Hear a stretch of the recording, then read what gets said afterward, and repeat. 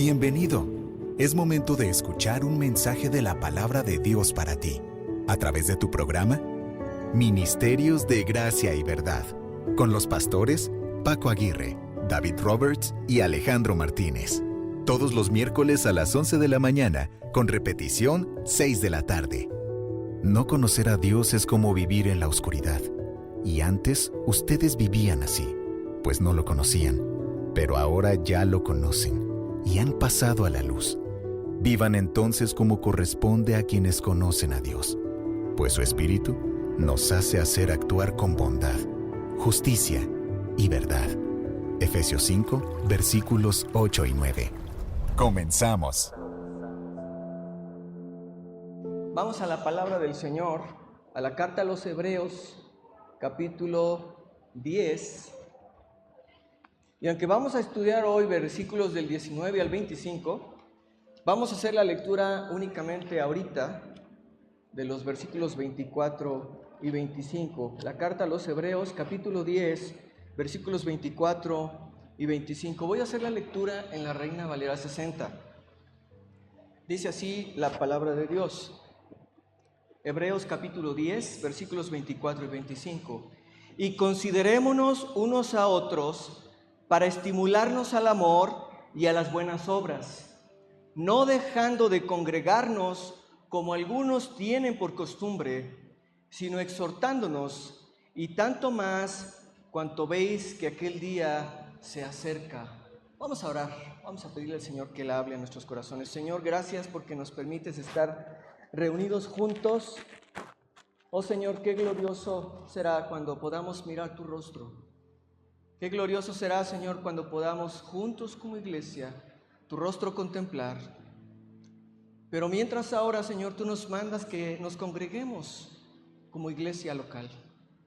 Señor, en este día te rogamos que seas tú, Padre amado, hablando a nuestros corazones por medio de tu verdad, que el Espíritu Santo ilumine, Señor, alumbre nuestro entendimiento, que podamos mirar a Cristo. Señor, que podamos recibir tu instrucción. Y rogamos, Señor, que tú uses a este instrumento tuyo, para que seas tú, Señor, quien hable. Y, Señor, nos encomendamos en tus manos, en el nombre de nuestro Señor Jesucristo. Amén. Hermanos, como se ha comunicado por los pastores, hemos visto la necesidad de tratar algunos temas que consideramos importantes para la iglesia. Y en esta mañana, el Espíritu Santo nos habla aquí, hermanos, de la enorme importancia que tiene para cada creyente congregarse en su iglesia local en el día del Señor, con el pueblo del Señor, para adorar al Señor, para escuchar la palabra del Señor y para responder positivamente al Señor.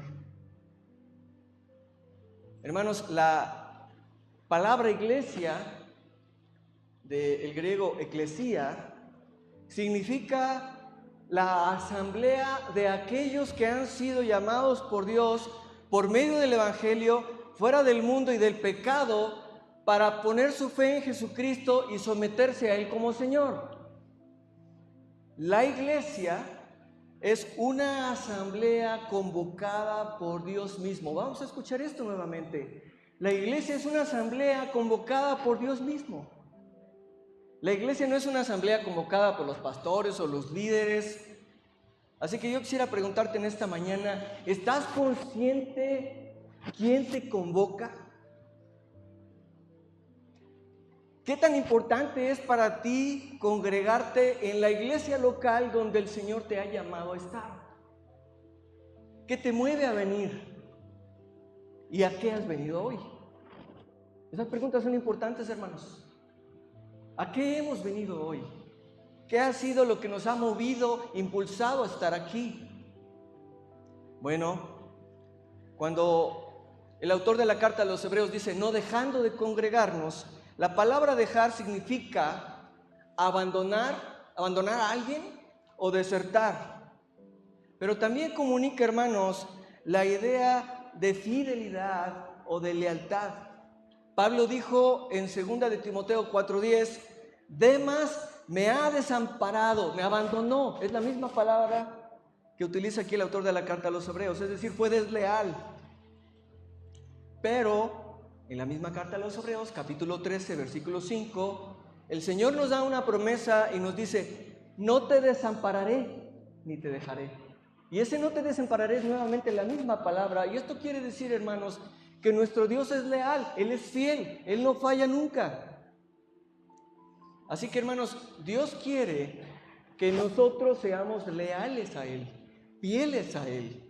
Y una manera, una forma práctica de manifestar esto es precisamente no dejando de congregarnos como algunos tienen por costumbre. Y esa palabra costumbre, también saben qué significa hábito. Algunos tienen el hábito. Y para entrar un poquito al contexto del pasaje, quisiera dar un contexto de la carta brevemente, hermanos. Esta carta, la carta a los Hebreos, es una carta escrita a una comunidad de judíos creyentes, cristianos, profesantes. Y esta carta trata principalmente dos temas, digamos, importantes. El primer tema es la superioridad de Jesucristo sobre todos los elementos del antiguo pacto. El Señor Jesús es superior a los ángeles, Él es superior a Moisés, Él es superior al sacerdocio arónico, Él es superior al sacerdocio de Melquisedec, Él es superior, hermanos, a todas aquellas ofrendas y sacrificios. Y Él es, nos dicen los capítulos 9 y 10 de la carta a los Hebreos, que el Señor Jesucristo es el cumplimiento, Él es la realidad de todo aquello que ilustra el antiguo pacto. El templo, la fuente, el candelero, la cortina, todo aquello, hermanos, nos habla de Cristo. Él es la realidad de todas aquellas figuras. Y el otro tema de la carta tiene que ver con permanecer en medio de las dificultades y de las pruebas. Ahí en el capítulo 10, versículo 23, nos dice: mantengamos firme, sin fluctuar, la profesión de nuestra esperanza, porque Él es el que prometió. Ahí mismo en la carta, capítulo 12, versículo 4, el autor dice: ustedes no han resistido hasta la sangre combatiendo contra el pecado. Y está hablando de la presión en la que están sometidos estos creyentes judíos, profesantes de la fe en Jesucristo, y lo que implica para ellos, la dificultad que implica para ellos estar enfrentando esa presión en medio de su comunidad. Pero, hermanos, cuando una persona conoce la verdad del Evangelio, solamente hay dos posibles consecuencias: o cree o cae en apostasía. Cuando escucha la verdad del Evangelio, o cree o la rechaza, cae en apostasía. Y la apostasía significa darle la espalda a Dios, significa apartarse, renegar, abandonar. Y el pasaje que vamos a estar estudiando hoy, este pasaje va dirigido a aquellos que profesan creer. ¿Eres tú uno de esos que profesan creer en Jesucristo? Y si dices que sí, este pasaje es para nosotros. Ahora, quiero leer una frase del pastor Sugel Michelén.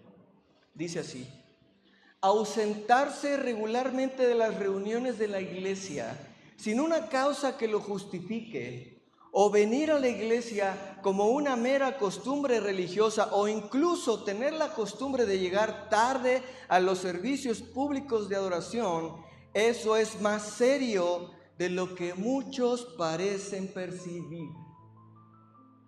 Voy a repetirlo: ausentarse regularmente de las reuniones de la iglesia sin una causa que lo justifique, o venir a la iglesia como una mera costumbre religiosa, o incluso tener la costumbre de llegar tarde a los servicios públicos de adoración, eso es más serio de lo que muchos parecen percibir.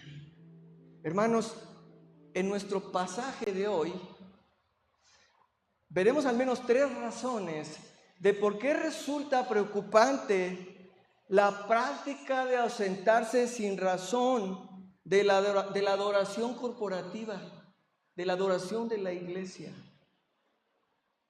Y la primera razón la vamos a ver entre los versículos 19 al 22a, y es esta, hermanos, es que dejar de congregarnos es menospreciar al Señor Jesucristo y la invitación que nos hace Dios para acercarnos a Él.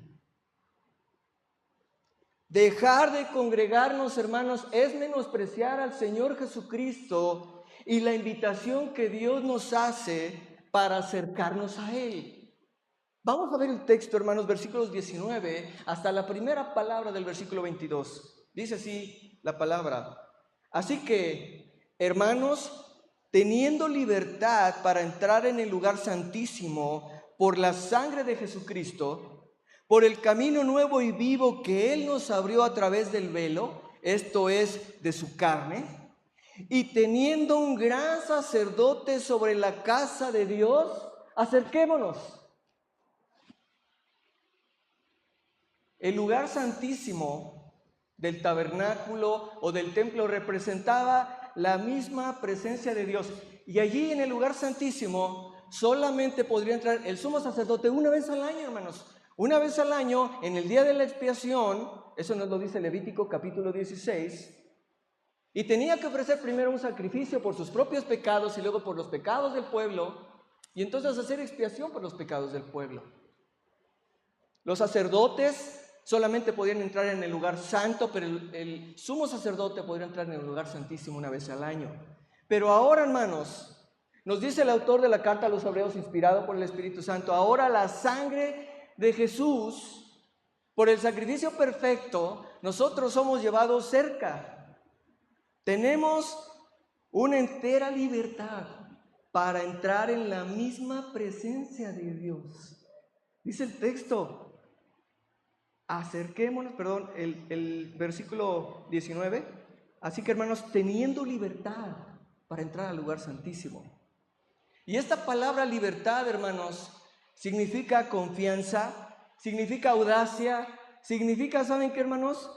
Significa apertura en el hablar. O sea que te puedes acercar con confianza para hablar. ¿Y para hablar con quién? Con el Señor, para hablar con Dios. Así como un niño pequeño lo haría con su padre, con toda confianza. Ahora, dice el autor de la carta a los Hebreos, todo ha cambiado. Dios ya no tiene un lugar especial donde solo un grupo de hombres descendientes de Aarón pueden presentarse y aproximarse a Dios. En vez de esto, todos los creyentes pueden acudir a la presencia del Señor por fe en cualquier momento y desde cualquier lugar de la tierra. Hermanos, ¿no es esto algo maravilloso? Que podemos acercarnos al Señor con plena confianza. Miren, para los judíos destinatarios de la carta, para estos hebreos, el solo concepto de ir a Dios era algo revolucionario. No les cabía en la mente, no podían. Pero ¿cómo? Si Dios había cerrado el acceso a su presencia a un grupo especial de siervos. Hoy, hermanos, si una persona intenta ir a la presencia de Dios con base en sus méritos, en su carácter, en sus obras, en su afiliación religiosa, no va a encontrar acceso. Tampoco se tiene acceso, hermanos, con la sola confesión verbal y decir, es que Cristo es mi Señor. Recordemos que el Señor Jesucristo dijo ahí en Mateo capítulo 7, versículo 21, no todo el que me dice Señor, Señor, entrará en el reino de los cielos, sino el que hace la voluntad de mi Padre que está en los cielos. Muchos me dirán en aquel día, Señor, Señor, no profetizamos en tu nombre, y en tu nombre hicimos milagros, y en tu nombre echamos fuera demonios, y entonces les declararé, nunca los conocí, apártense de mí, hacedores de maldad. O sea que uno puede profesar a Jesucristo como Señor, pero no ser de Él. El camino, dice el versículo 20, que el camino por el cual podemos aproximarnos a Dios es el camino nuevo y vivo que Él nos abrió a través del velo, esto es, de su carne. Es el camino nuevo, y la palabra nuevo significa recién sacrificado, recién hecho. El Señor Jesús es el camino nuevo, el sacrificio recién sacrificado que abre el camino a Dios. Y Él mismo lo dijo, dice: yo soy el camino, la verdad y la vida, ahí en Juan capítulo 14, versículo 6. Pero este camino es también el camino vivo. ¿Y por qué es el camino vivo?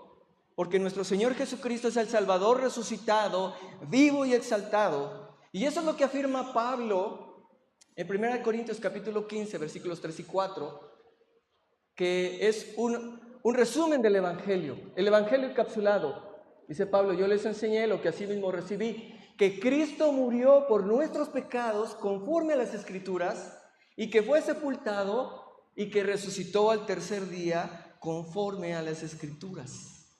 Él fue resucitado, hermanos, para nuestra justificación. El mismo versículo 20 nos dice que también el camino fue abierto a través del velo, esto es, de su carne. Y hermanos, esto nos enseña claramente que el velo, aquel velo pesado que dividía el lugar santo del lugar santísimo, ese velo no era más que una figura, una representación, una ilustración del cuerpo de Cristo. Ese velo era una ilustración, hermanos, porque la muerte del Señor es la que conquistó la muerte y dio vida. Y hermanos, su muerte es el único camino a la vida eterna. Y la vida eterna es, el Señor Jesucristo dijo, que te conozcan a ti, el único Dios verdadero, y a Jesucristo a quien has enviado. Es comunión con Dios, es estar con el Señor. Pero el Salvador sin crucificar no podía salvar, hermanos.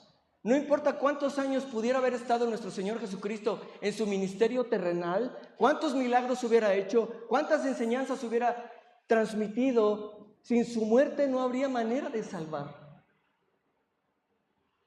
En tanto su carne estuviera viva, era una barrera, hermanos. ¿En qué sentido? En el sentido de que solo con su sacrificio Él podía expiar nuestros pecados, Él podía expiar los pecados de los hombres y abrirles el camino al cielo. Era solamente por eso. Cuando el Señor Jesús estaba crucificado y a punto de expirar, dice Marcos capítulo 15, versículos 37 y 38, mas Jesús, dando un fuerte grito, expiró. Entonces el velo del templo se rasgó en dos, de arriba abajo. Dios solamente podía rasgar ese velo de arriba abajo. ¿Quién podía? Era un velo altísimo, hermanos, pesado, fuerte. Dios lo rompe y Él abre el camino al pecador a su presencia, porque Cristo había pagado en la cruz por tus pecados y por mis pecados. Gloria sea al Señor. El versículo 21 ahora nos dice que tenemos también un gran sacerdote sobre la casa de Dios. Así que, hermanos, no solamente el Señor abrió el camino a Dios, sino que nos lleva con Él hacia Dios y ministra para nosotros en el cielo. ¿Y quiénes son la casa de Dios? Bueno, Pablo le decía a Timoteo, en 1 Timoteo 3, versículos 14 y 15, esto te escribo, Timoteo, para que si tardo sepas cómo debes conducirte en la casa de Dios, que es la iglesia del Dios viviente, columna y baluarte de la verdad. Y la iglesia, hermanos, no es el edificio donde nos congregamos, sino son los creyentes.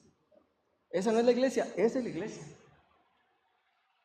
Y tenemos ese sacerdote, sumo sacerdote, porque seguimos necesitando de nuestro gran sacerdote, porque Él es el único mediador entre Dios y los hombres.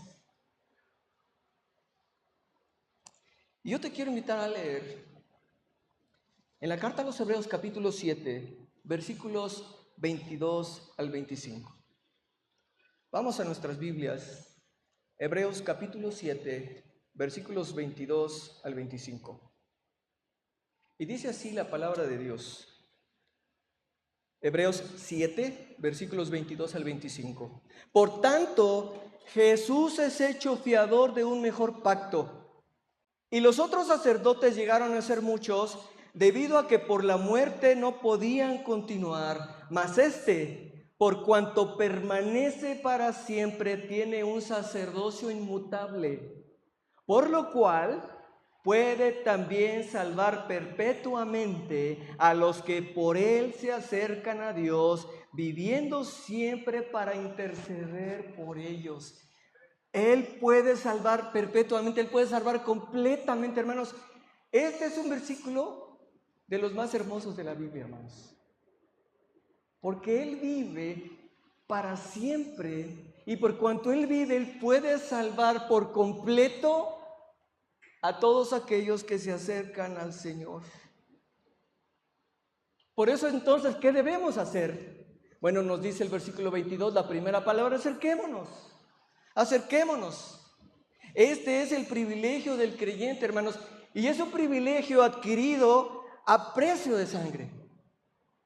Ahora piensen en esto, voy a citar las palabras de un teólogo llamado William MacDonald. Dice así: cuán maravilloso, más allá de toda descripción, es el hecho de que seamos invitados a una audiencia no con las celebridades de este mundo, sino con el soberano del universo. Oh, hermanos, ¿no nos damos cuenta? Cantábamos el último canto. Yo no sé tu hermano, pero yo no podía frenar las lágrimas cuando le digamos al Señor: al tu rostro ver. Y Él está aquí hoy, porque Él dijo: donde 2 o 3 están congregados en mi nombre, allí estoy yo en medio de ellos. ¿Crees esto tú? ¿Crees que el Señor está con su pueblo? El Señor desciende con su pueblo de una manera especial, porque el Señor ama a cada familia de su iglesia, sí, por supuesto, pero el Señor ama más cuando toda su iglesia está congregada para adorarle, para honrarle. Y hermanos, esto se está repitiendo ahorita a lo largo de todo el mundo. Cuando empezó el domingo, muchas iglesias comenzaron a adorar en distintos países, y a lo largo de este día, primer día del Señor, a lo largo de este día en todo el mundo, hermanos, las iglesias están en la presencia del Señor, adorando al Señor. Nos unimos, hermanos, a un coro celestial. Y hay un hermano, que no me acuerdo ahorita el nombre, que escribe que la adoración que nosotros le presentamos al Señor, a Dios, lo hacemos, hermanos. Miren esto, dice Hebreos capítulo 2, el Señor Jesucristo hablando dice: anunciaré tu nombre a mis hermanos, en medio de la congregación te alabaré. Entonces el Señor Jesús adora al Padre. Y hermanos, decía este autor, la adoración, la alabanza que la iglesia puede darle a Dios no es más que un eco y un amén de la perfecta adoración que su Hijo le da al Padre. Ay, hermanos, Él es el verdadero líder de alabanza, Él es el perfecto adorador. Y nosotros, hermanos, somos invitados, somos llamados. Hermanos, pero la medida en que nosotros valoremos la invitación de acerquémonos, se verá en la manera en que nosotros respondemos a ella. La medida en que tú valores la invitación del Señor, será la medida en que tú respondas a ella. Mira, hermano, hay razones válidas para ausentarse en algunas ocasiones de las reuniones de tu iglesia local, ¿no? Enfermedades, trabajo, estás fuera, un bebé recién nacido, mil cosas, y el Señor lo sabe. Pero si tú te ausentas de manera regular, sin una razón válida, o vienes a las reuniones como una simple costumbre religiosa para cumplir, o si de manera consistente llegas tarde porque no te preparaste adecuadamente para estar a tiempo, entonces, hermanos, me temo que estás teniendo en poco al Señor, su sangre, su intercesión a favor tuyo y la invitación que Dios nos hace de acercarnos a Él. Ahora, tú te imaginas un día no vas al trabajo y al otro día te presentas y tu jefe te pregunta: oye, ¿por qué no viniste? ¿Por qué no viniste? Y tú dices: no, es que me llegaron visitas y las tuve que atender. es que me desvelé. No, es que no me sentía bien. O por ejemplo, ¿qué tal que le digas, es que no tuve ganas? Tu jefe te va a decir, no hay problema. Lo menos que puede hacer, lo mejor que puede hacer es descontarte el día. Lo peor que puede hacer es correrte, ¿verdad? Que le digas, es que el colega que está allá me ve feo. ¿Qué excusas tú le das a Dios? Hermanos, el Señor nos manda, dice, acerquémonos. Pero Él nos dice también en el versículo 22 cómo debemos acercarnos. Vamos al versículo 22. Dice, acerquémonos con corazón sincero, en plena certidumbre de fe, purificados los corazones de mala conciencia y lavados los cuerpos con agua pura. Ahora, corazón sincero significa un corazón auténtico, no superficial, sin hipocresía, sin motivos ocultos, porque debe haber una sinceridad absoluta, hermanos.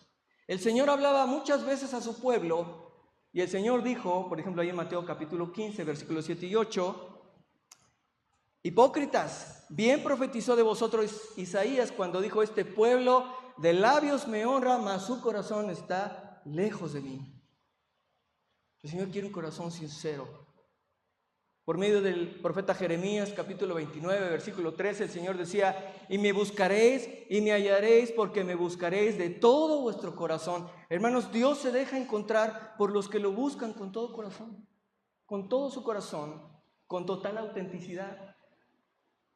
Pero dice también que nos acerquemos en plena certidumbre de fe. Y hermanos, nos acercamos al Señor confiados plenamente en sus promesas y con la firme convicción de que si nos acercamos al trono de la gracia, tendremos una recepción de gracia, hermanos, en su presencia.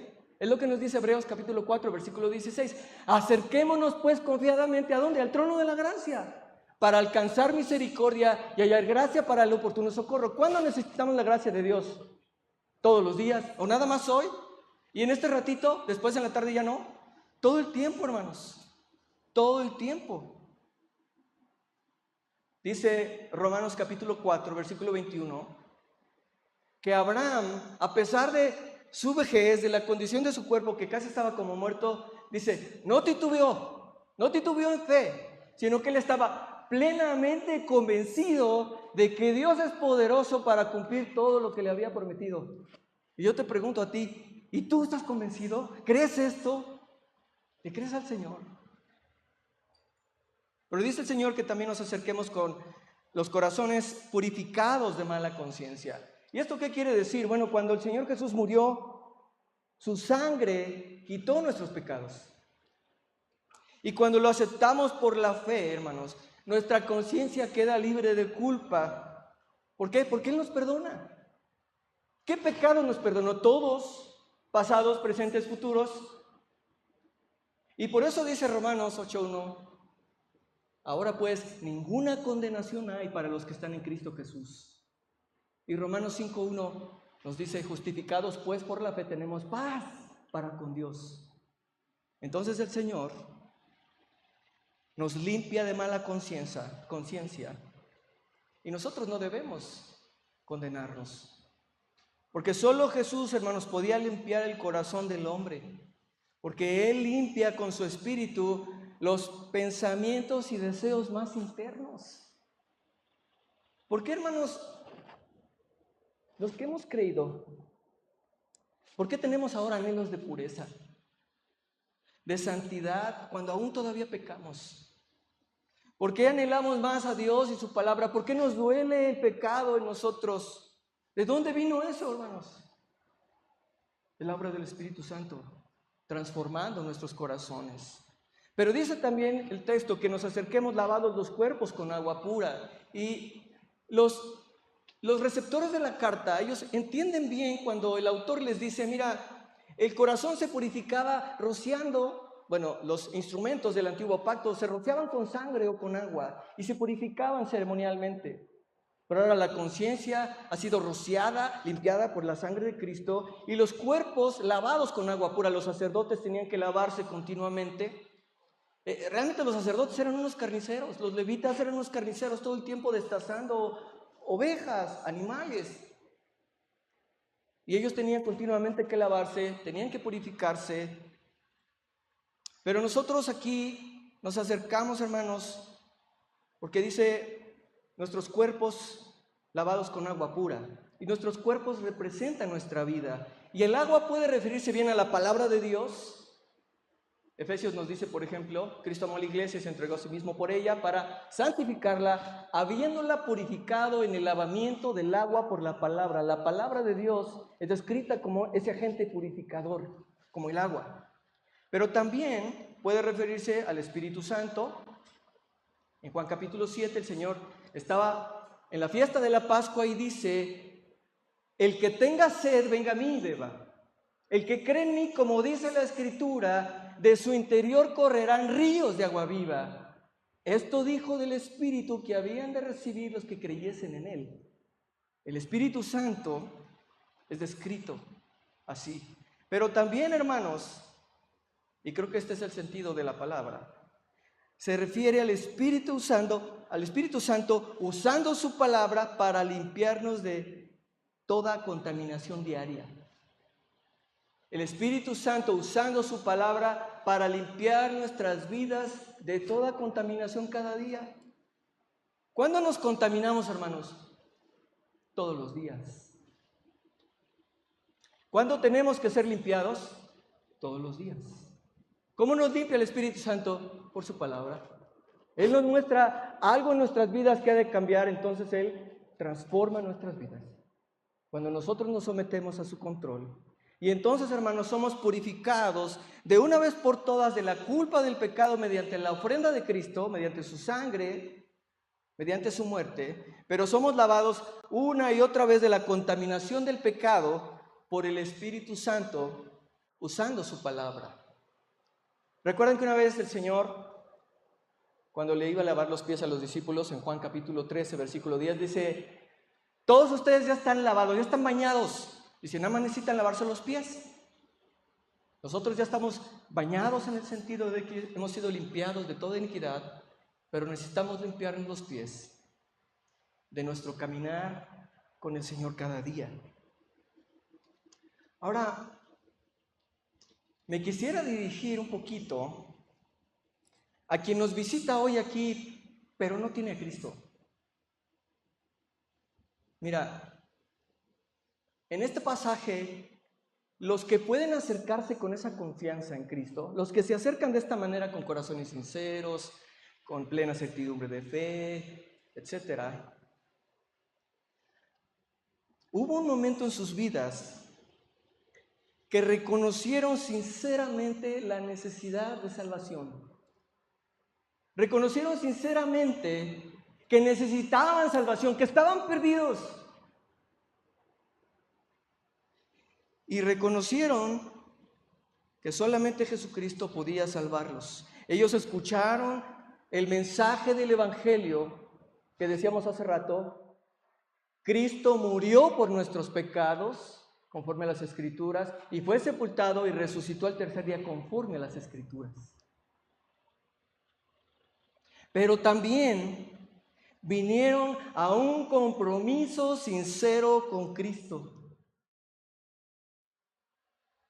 Y por decirlo así, hermanos, el punto máximo de fe es el compromiso. Porque confesar a Cristo sin un compromiso con Él no es una fe salvadora. Miren, leí una anécdota de un malabarista, un equilibrista más bien, que en una cuerda floja atravesaba las cataratas del Niágara. Y siempre que lo hacía, él era muy bueno. Y algunas veces los hizo con personas subidas en su espalda.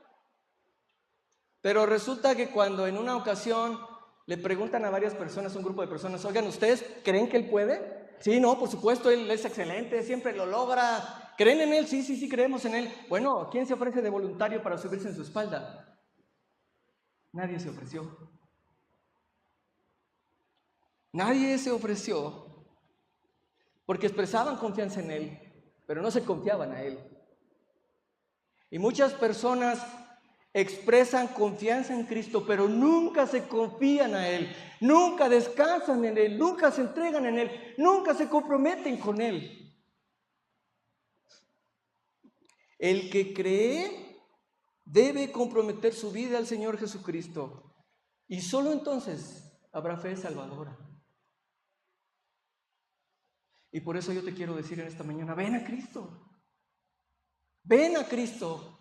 Si tú reconoces que tienes necesidad de Cristo, si tú reconoces que Cristo ha muerto por tus pecados, que resucitó por ti, comprométete con Él. Pero si tú ya eres creyente y has descuidado tu compromiso con el Señor, recuerda estas cosas. Recuerda estas cosas. Ahora, la segunda razón que nos dice el contexto, el pasaje, es que dejar de congregarnos, hermanos, es menospreciar la esperanza que profesamos y la fidelidad de Dios. Dejar de congregarnos es menospreciar la esperanza que profesamos y la fidelidad de Dios. Versículo 23, hermanos, vamos a leer. Mantengamos firme, sin fluctuar, la profesión de nuestra esperanza, porque fiel es el que prometió. Esta palabra profesión también significa confesión. Entonces, la segunda exhortación es que no debemos permitir que nada nos aparte, hermanos, de la firme confesión de que nuestra única esperanza está en Jesucristo. Quien confía plenamente en Cristo, pues no puede evitar tener esperanza. Un creyente sin esperanza es así como que un poquito una contradicción. Soy creyente en Cristo, pero no tengo esperanza. Suena raro, ¿verdad? Una persona con esperanza genuina se va a mantener firme. Quien se aleja de Cristo, ha perdido la esperanza. Quien aún tiene esperanza se mantiene firme. Entonces, hermanos, estar firmes en nuestra profesión de fe, en nuestra confesión de que Jesucristo es nuestro Señor, de que Jesucristo es el Salvador, eso no nos salva, hermanos, pero es una muestra, es una evidencia de que somos salvos. Muchos, hermanos, de los que han confesado a Cristo continúan dando evidencias con sus vidas de no haberlo conocido nunca. En el pastor John MacArthur cuenta una anécdota que se las voy a leer, dice aquí: fui testigo de alguien que profesó a Cristo, luego se bautizó y un tiempo después abrió un club nocturno pornográfico. Su vida es un ejemplo extremo de no mostrar correspondencia con el Cristo que había profesado. La profesión de su vida contradecía la profesión de sus labios. No mantuvo firme la profesión de su fe y esperanza en Cristo. A veces yo he escuchado decir algunas mamás: no, es que mi hijo sí cree en Cristo, él aceptó a Cristo, pero el joven o el adulto vive como un demonio. ¿Será que de verdad es de Cristo? Miren, hermanos, a lo largo de los años, como siervo del Señor en distintos lugares donde hemos vivido, a mí me ha tocado ver a mucha gente que viene a la iglesia y después se va. Muchos permanecen por un tiempo, incluso se bautizan, pero luego que una prueba viene a sus vidas les hace tropezar. Se enojan con Dios, se enojan con alguien, se enojan conmigo, se enojan con los pastores, hermanos, y prefieren alejarse en lugar de arreglar las cosas bíblicamente, como Dios manda con su palabra. Pero el Señor ya había hablado en la parábola del sembrador de que hay gente que va a escuchar el evangelio, la palabra del reino, y al momento la va a recibir con gusto. Pero de un tiempo después va a venir la prueba, va a venir la presión sobre su vida, y entonces se va a manifestar si de verdad se rindió a Cristo como Señor o no. El Señor Jesús tuvo muchos seguidores, y nos dice en Juan capítulo 2 versículos 23 al 24, que viendo los milagros que él hacía, muchos creyeron en su nombre, pero Jesús mismo no se fiaba de ellos. Él conocía a todos. Tiempo después se manifestó la insinceridad de esos discípulos, de esos que profesaban creer en él. Amaban más la gloria de los hombres que la gloria de Dios. Cuando alimentó a los 5,000, muchos querían hacerle rey, pero el Señor Jesús conocía sus corazones, había visto sus mentes. Ellos habían confesado ser creyentes en Jesús, pero el Señor conoció su insinceridad y se retiró al monte, porque lo que ellos querían era un rey externo, no un rey que gobernara sus corazones. Y como algunos de los hebreos que recibieron la carta estaban bajo presión y se sentían tentados, a abandonar las promesas futuras e invisibles que hay en Cristo, a cambio de las cosas presentes y visibles del judaísmo. Entonces, por eso el autor de la carta les dice, pero acuérdense, fiel es el que prometió. Fiel es el que prometió. Y la fe y la esperanza de un creyente verdadero nunca son en vano, porque están puestas en un Dios que cumple sus promesas. Dice Primera de Tesalonicenses capítulo 5, versículo 24, fiel es el que os llama, el cual también lo hará. Sus promesas nunca pueden fallar. Hermanos, nadie que confíe en el Señor y en sus promesas quedará jamás frustrado, quedará jamás decepcionado. Así que hemos visto hasta ahorita que dejar de congregarnos es menospreciar a Cristo y la invitación que Dios nos hace de acercarnos a Él. Que dejar de congregarnos es menospreciar la esperanza que profesamos y la fidelidad de Dios. Pero dejar de congregarnos es también menospreciar a tus hermanos y tu responsabilidad para con ellos. Dejar de congregarte es menospreciar a tus hermanos y tu responsabilidad para con ellos. Versículos 24 y 25, vamos por favor. Dice así la palabra. Y considerémonos unos a otros para estimularnos al amor y a las buenas obras, no dejando de congregarnos como algunos tienen por costumbre, sino exhortándonos, y tanto más cuanto veis que aquel día se acerca. Entonces, hermanos, los lectores de la carta, estos hebreos cristianos, estos hebreos que profesaban a Cristo, no la estaban pasando bien en su rompimiento con el antiguo pacto, con el templo, con los sacrificios, porque todavía muchos se aferraban al legalismo, a los rituales, a las ceremonias y a todas las cosas externas del judaísmo. Así que el autor de la carta, inspirado por Dios, les dice que una de las mejores maneras de mantenerse firme en las cosas de Dios, donde Cristo es el cumplimiento de todo eso, es estar en la comunidad del pueblo de Dios, donde ellos puedan amar y ser amados, servir y ser servidos. Es el amor en comunidad. Pero ese amar y ser amados, servir y ser servidos, también se aplica a nosotros hoy. Ahora dice el texto, considerémonos.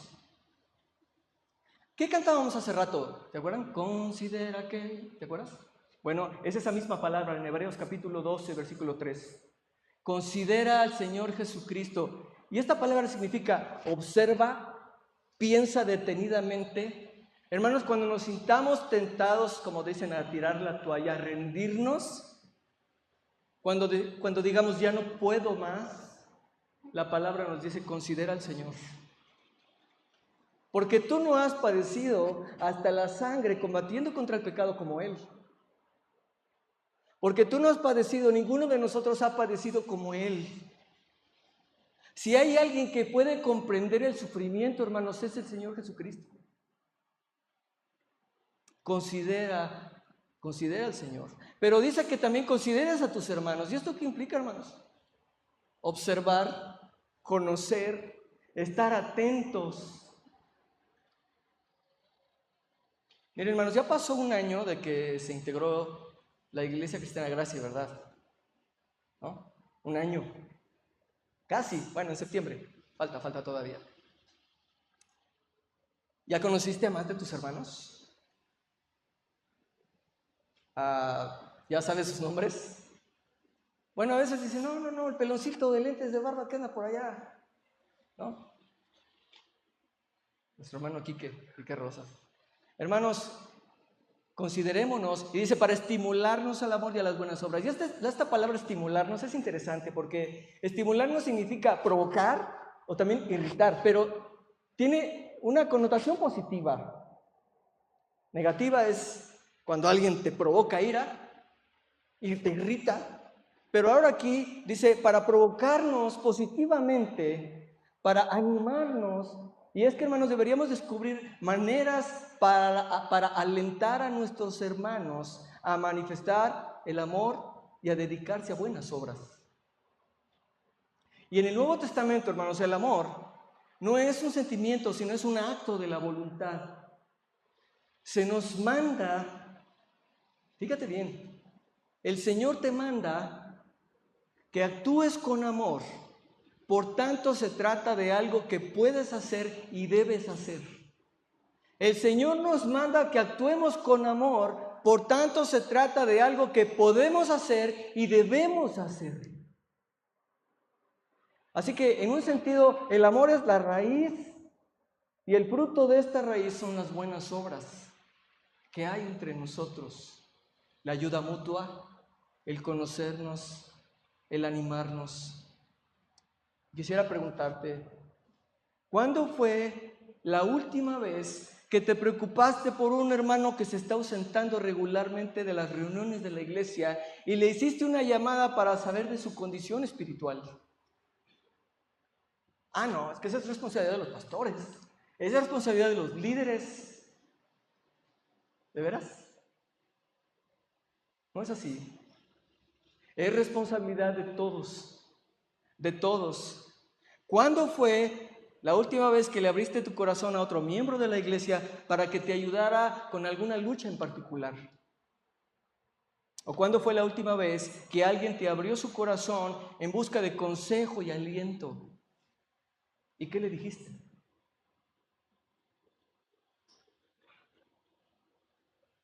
Considerémonos unos a otros para estimularnos al amor y a las buenas obras. Y dice el Señor, no dejando de congregarnos, como algunos tienen por costumbre. Ahora, hermanos, el versículo 25, en el contexto de la carta y de los receptores de la carta, es básicamente una advertencia contra la apostasía.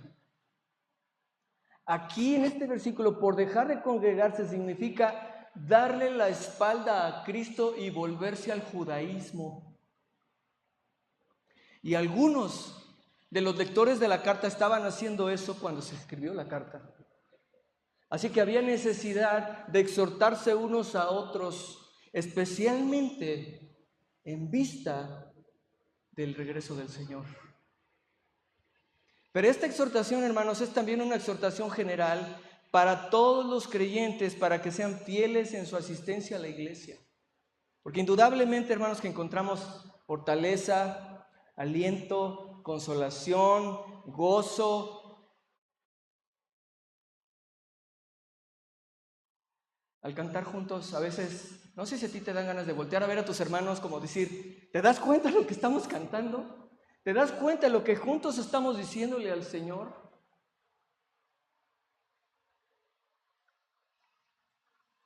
Puede considerarse también esta invitación como un aliento especial para los cristianos que están sufriendo tiempos de persecución. ¿Vieron la noticia de 150 desplazados en una comunidad de Hidalgo por causa de su fe en Jesucristo?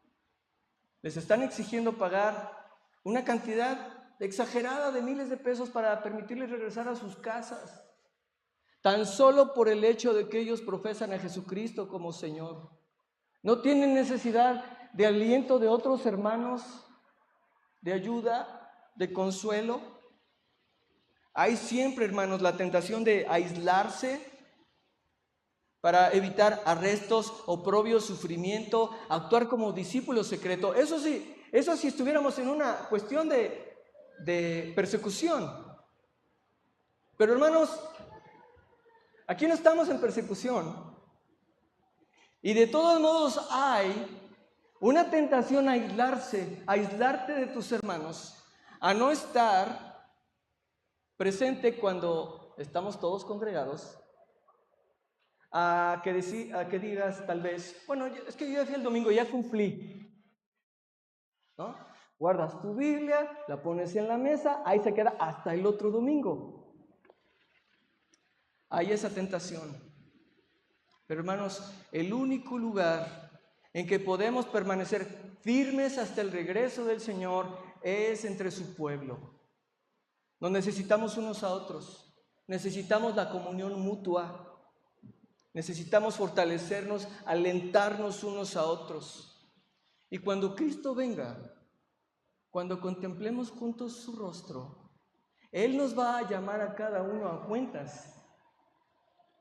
Segunda de Corintios capítulo 5 versículo 10 dice: es necesario que todos comparezcamos ante el tribunal de Cristo para que cada uno reciba según lo que haya hecho mientras estaba en el cuerpo, sea bueno o sea malo. Y hermanos, cuando Cristo venga, los perseguidos, los menospreciados creyentes, entonces aparecerán del lado del vencedor.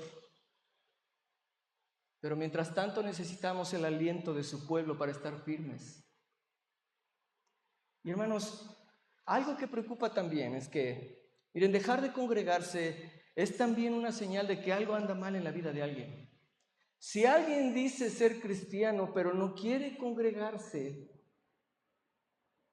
en el mejor de los casos es la evidencia de una condición espiritual lamentable. Algo está pasando.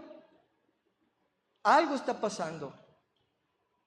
Pero también puede ser la señal de que está camino a la apostasía, al rechazo deliberado de haber entendido el Evangelio, de haber comprendido que la sangre de Cristo es la única que lo puede limpiar de todo pecado, y aún así rechazar al Señor deliberadamente.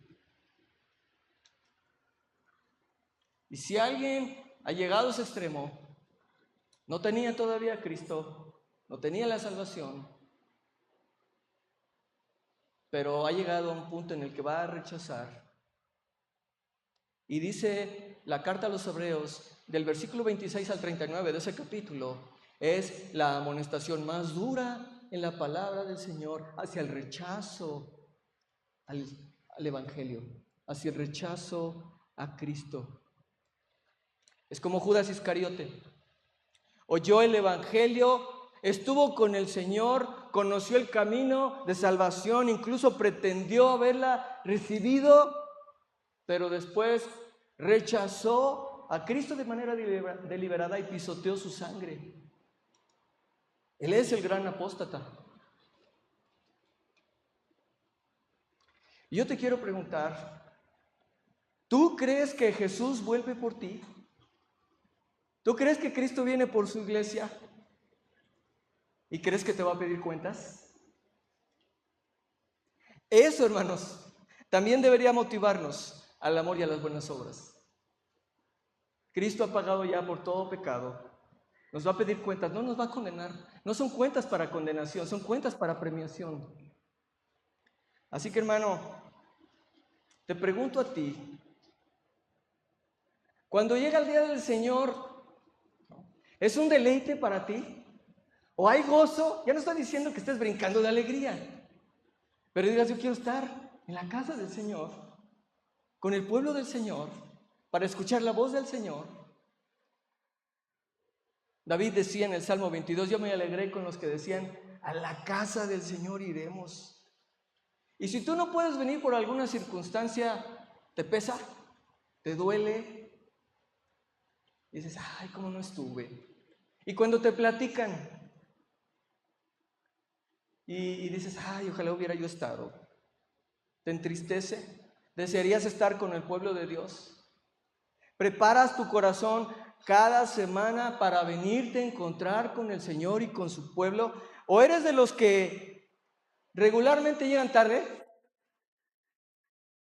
Dice esto así porque algunos llegan tarde, el calor no ayuda. Y hermanos, muchos anhelarían tener una iglesia en la cual congregarse, pero no la tienen. Hay hermanos que desearían, pero no la hay. Hay hermanos que viajan 4, 5, 6 horas a su iglesia. ¿Sabían eso?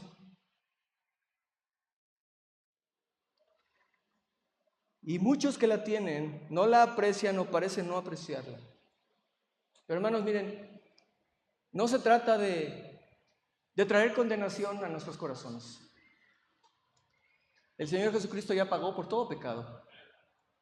Pero eso no quiere decir que sigamos igual si es que hemos pecado en esto. Y por supuesto que hemos pecado, hermanos. Porque a lo mejor no estamos faltando, pero estamos viniendo a la iglesia como una mera costumbre religiosa, menospreciando al Señor, menospreciando su convocatoria, menospreciando su promesa, menospreciando su fidelidad, menospreciando a su pueblo por el cual Él pagó con su sangre y menospreciando tu responsabilidad para con tus hermanos. Y hermanos, ¿saben algo? A veces también nos desanima. Por ejemplo, ahora lo que decía Alejandro, el miércoles de la reunión de oración. Se suspendió la reunión de oración por la lluvia, ¿no? Eran 10 computadoras conectadas, había más de 10 personas porque había familias conectadas, hermanos, pero de 160 no se conectó ni siquiera el 10% de las familias, ¿no? O de las casas. Y esto es preocupante, hermanos, porque entonces no creemos que el Señor responde la oración, porque no creemos que sea importante las reuniones de iglesia. Cuando nos reunimos como iglesia, cuando tomamos la cena del Señor, decía Pablo, eso es reunirnos como iglesia. Y cuando nos reunimos como iglesia, el Señor está en medio de su iglesia. Y la reunión de oración es una de las reuniones de iglesia, hermanos.